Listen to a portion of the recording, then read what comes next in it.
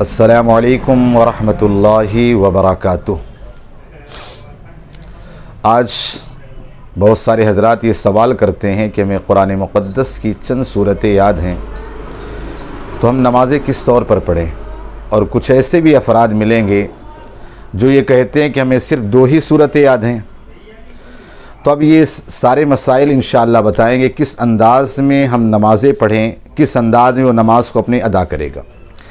सबसे पहले ज़रूरी तो ये है कि अल्लाह के कलाम को सीखा जाए, इसलिए कि आका करीम सल्लल्लाहु ताला अलैहि वसल्लम इरशाद फरमाते इन्नल्लज़ी लैसा फ़ी जौफ़िही शैउन मिनल क़ुरान कल बैतिल ख़रबी। फरमाया जिसके सीने में कुरान ना हो वो वीरान घर की तरह है।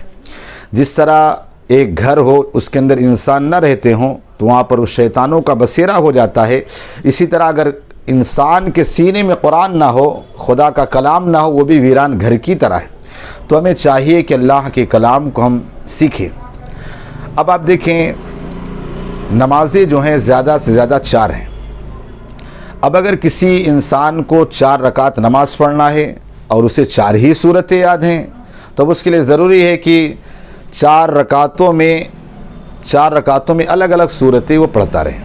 4 सूरतें, एक रकात में एक, दूसरी रकात में दूसरी, तीसरी रकात में तीसरी और चौथी रकात में चौथी सूरत पढ़े तो इस तौर पर उसकी नमाज अदा हो गई। लेकिन अगर ऐसा कोई बंदा है कि उसे 3 सूरतें याद हैं और 4 रकात वाली नमाज़ पढ़ना है तो अब उसके लिए ज़रूरी है कि सबसे पहले जो सूरत याद थी अलहम्दु के बाद उसे पढ़े, फिर दूसरी रकात में जो दूसरी याद है उसे पढ़े और फिर तीसरी और चौथी में वो जो तीसरी सूरत याद है उसी को अदा करे, उसकी नमाज हो जाएगी।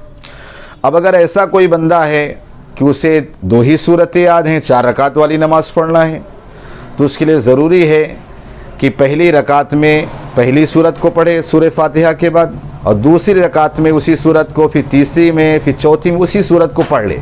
इस तौर पर उसकी नमाज मुकम्मल हो जाएगी।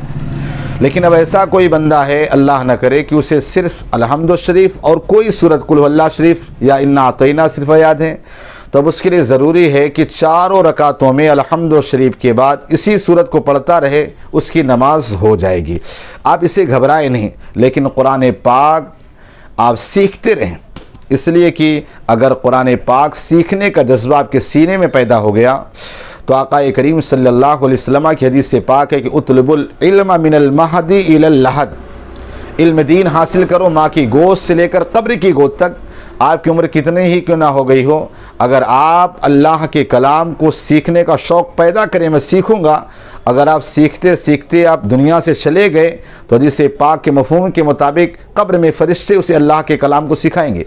लिहाजा ज़रूरी है कि कुरान पाक की आयतों को सीखा जाए और इसी वजह से कहा गया कि उलमा की सोहबत से, हुफ़ाज़ की सोहबत से करीब हों, ताकि उनकी सोहबत से जब करीब होंगे कुरान की सूरतें भी याद होती जाएंगी। आज बहुत सारे ऐसे अफराद मिलेंगे, अल्लाह अकबर, जिन्हें ना वज़ू के तरीक़े पता, ना गुस्ल के तरीक़े पता, ना नमाज़ों के तरीक़े पता।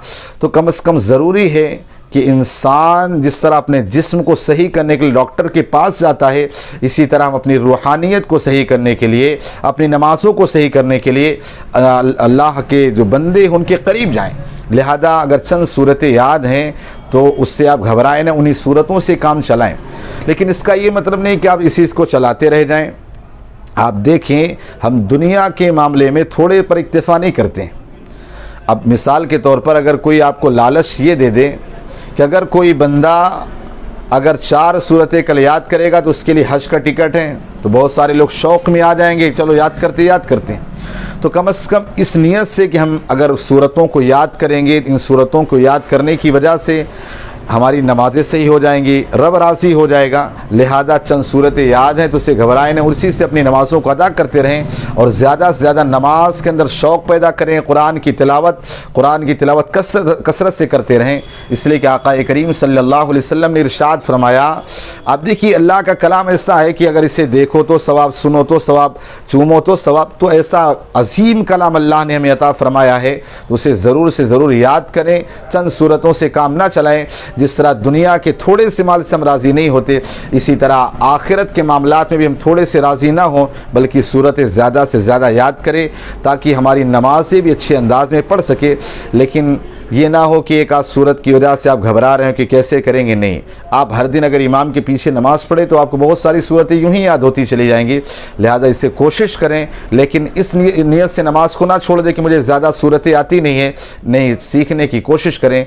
अल्लाह पाक हम सब को कहने सुनने ज़्यादा अमल की तौफीक अता फरमाए।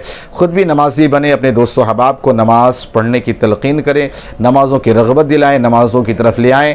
अस्सलामु अलैकुम व रहमतुल्लाहि व बरकातुहू।